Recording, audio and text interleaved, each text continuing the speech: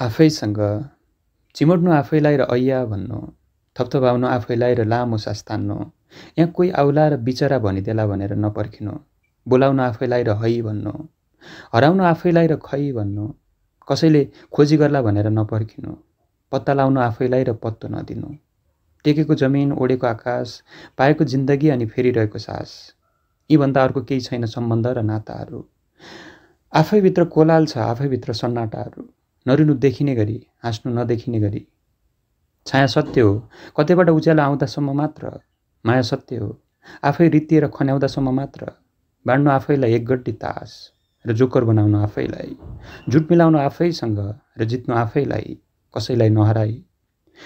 पकाउनु बास्ना आउने गरी, पस्किनु भाग पुग्ने गरी र खानु सास आउने गरी। यहाँ कसैले सोध्दैन भोक तिम्रो, यहाँ कसैले छाम्दैन रोग तिम्रो। सुमसुम्याउनु आफैलाई र सुई लाउनु सहाराको, अडेस लाउनु आफैलाई र गुल्को चढाउनु सम्भावनाको।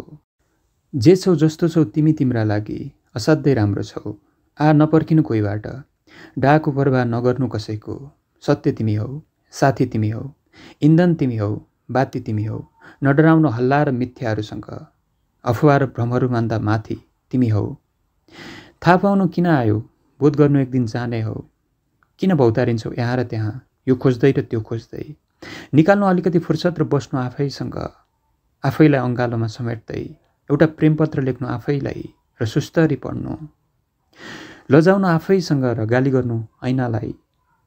कसैले लेखिदिन्न तिम्रो कथा र कविता यहाँ, बिम्ब आफै हौ, पात्र स्वयं तिमी, पाठक आफै हौ, लेखक स्वयं तिमी।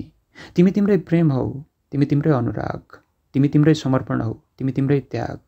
कसैले गर्दैन तिमीलाई तिमीले भन्दा बढी माया, कसैले चिन्दैन तिमीलाई तिमीले भन्दा बढी यहाँ।